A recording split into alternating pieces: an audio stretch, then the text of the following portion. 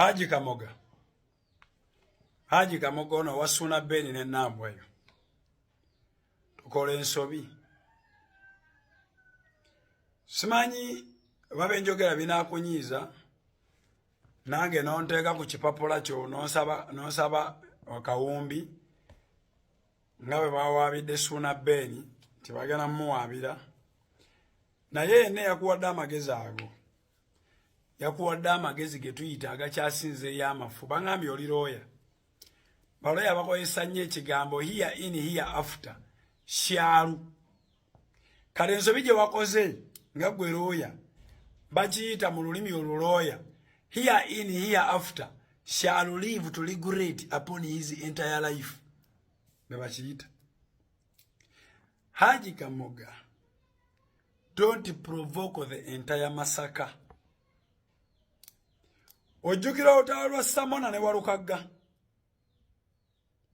byali bwe biti.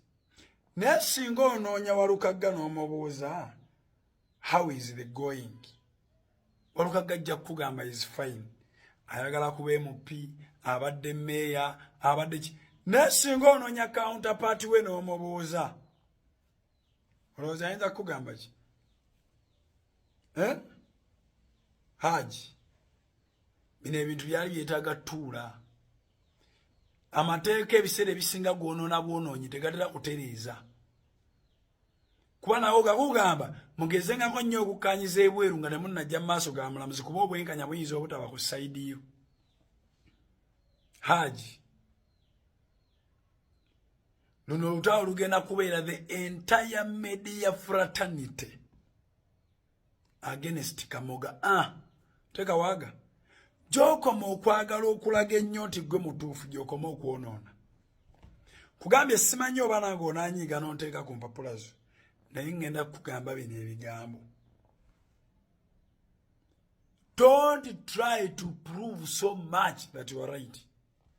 Nga bwe wasalawo sirikira ddala.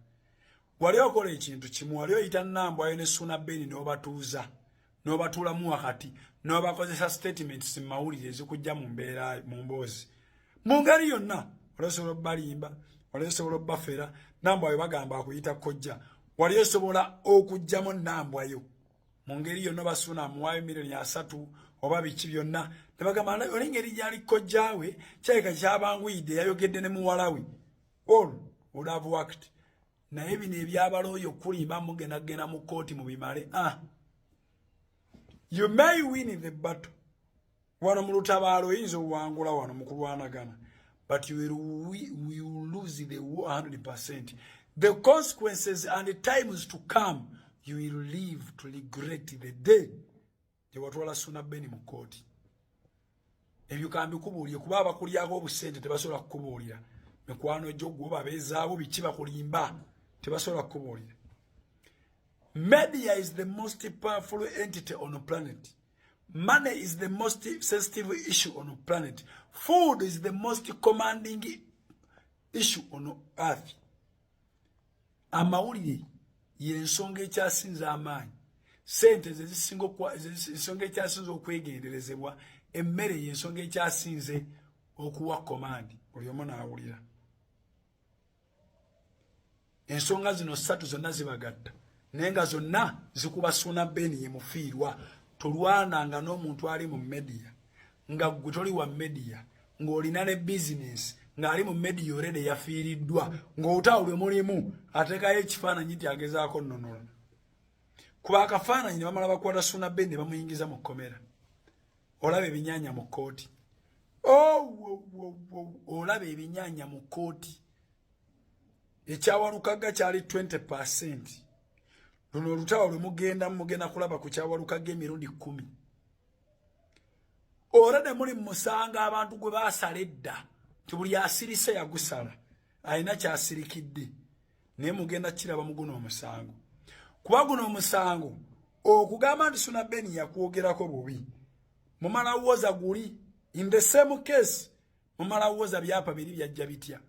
Ne gumusinga nobeera ng'osinza ogwa defamation. Bwakusinga. Jukira mu kkooti bagambye oli looya. Obwenkanya buyinza obutaba ku sayidi yo. Any of the two. Haji,